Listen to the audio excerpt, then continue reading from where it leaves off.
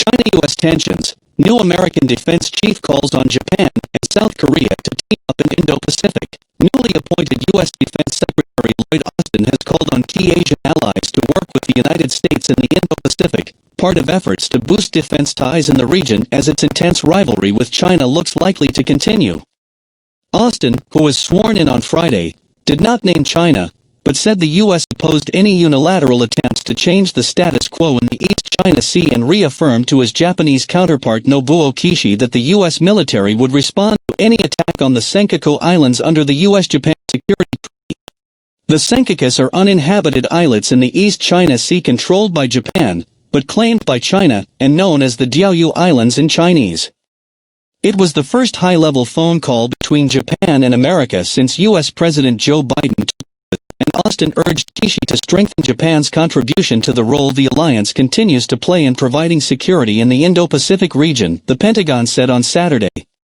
In a call on Sunday, Austin told South Korean counterparts that close cooperation between the two allies was important, and the two sides affirmed the importance of maintaining the rules-based international order, and agreed to enhance cooperation on shared threats, the Pentagon said. The two calls followed a phone conversation between new U.S. National Security Advisor Jake Sullivan and his South Korean counterpart Soo Hoon on Friday, when Sullivan said the South Korea-U.S. alliance was a linchpin of peace and security in the Indo-Pacific region.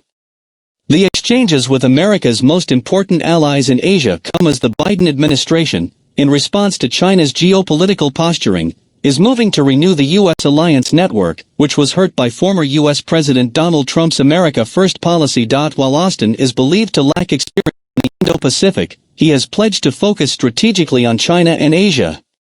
In his confirmation hearing last week, he said mending alliances and focusing strategically on China would be high on his agenda. The retired four-star Army general and former commander of the U.S. military effort in Iraq is the first African-American to serve as defense secretary. Chinese observers said the call suggested the Biden administration would seek to counter Beijing's growing influence in the region through its alliance network. Qin Xiangmiao, an associate research fellow with the National Institute for South China Sea Studies in Hainan, said Beijing could come under increasing pressure. The pressure may not be limited to the military sphere, but could extend to China's relations with its neighbors in Southeast Asia, which are now a high priority in its diplomatic strategy, Qin said. The South China Sea may also become an issue in China's bilateral relationships. Song Zhongping, a Hong Kong-based military commentator, said Washington may seek the support of more countries to isolate China. It could target countries like Japan, South Korea, the UK and even Australia and India, Song said. Military tensions between China and the US have continued to rise in the first few days of the Biden administration. On Saturday, the U.S. Indo-Pacific Command said a U.S. aircraft carrier group led by the USS Theodore Roosevelt entered the South China Sea where it was conducting maritime security operations, which include flight operations with fixed and rotary-wing aircraft, maritime strike exercises and coordinated tactical training between surface and air units.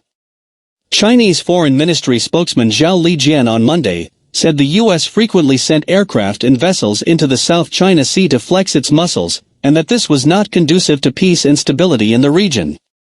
According to the SCS Probing Initiative, a Beijing-based think tank, a U.S. Air Force reconnaissance aircraft left its base in South Korea and entered the South China Sea on Monday morning, while at least 9 American military aircraft were spotted over the South China Sea on Sunday. It can be expected that during the presence of the aircraft carrier Roosevelt in the South China Sea, all kinds of U.S. military aircraft activities will continue, the think tank said on Weibo, China's Twitter. Biden has not yet outlined his Indo-Pacific policy, but earlier named longtime Asia expert Ely Ratner as special assistant to the defense secretary on China matters. Observers said the appointment was likely to mean a competitive approach to China. Earlier on Saturday, Austin also spoke with British Secretary of State for Defense Ben Wallace, and they exchanged views on confronting strategic issues of mutual interest, including the COVID-19 response, concerns from a rising China, threats from Russia, and ongoing operations in Iraq and Afghanistan, according to the Pentagon. In a move that could fuel tensions in the region, Britain has agreed for its Queen Elizabeth Carrier Strike Group to take part in a joint deployment with the U.S. military this year. A joint declaration signed last week enables the deployment of U.S. Marine Corps and Navy personnel and equipment, including a detachment of F-35B Lightning II aircraft and USS the Sullivan's guided missile destroyer, as part of a combined carrier strike group to be led by HMS Queen Elizabeth, according to the Pentagon. While details of the joint deployment are not clear, British defense officials, including former Defense Secretary Gavin Williamson, hinted earlier that the Queen Elizabeth would be deployed to Asia and the South China Sea. In 2019, Williamson said the region would be where China was developing its modern military capability and its commercial power. The comments angered Beijing, which warned London not to interfere in the region, and said the South China Sea should not become a battleground for big power competition, or a sea full of roaming warships. Royal Navy amphibious assault ship the HMS Albion had sailed close to the China-claimed Paracel Islands in the contested waterway the previous year, a move Beijing called a provocative action. Chen said while it was likely the U.S. would try to boost its alliances to apply pressure on Beijing, it remained to be seen how successful the strategy would be. He gave the example of South Korea, which may refrain from pushing Beijing on the South China Sea, especially given that China is the largest trading partner and closest ally of the North.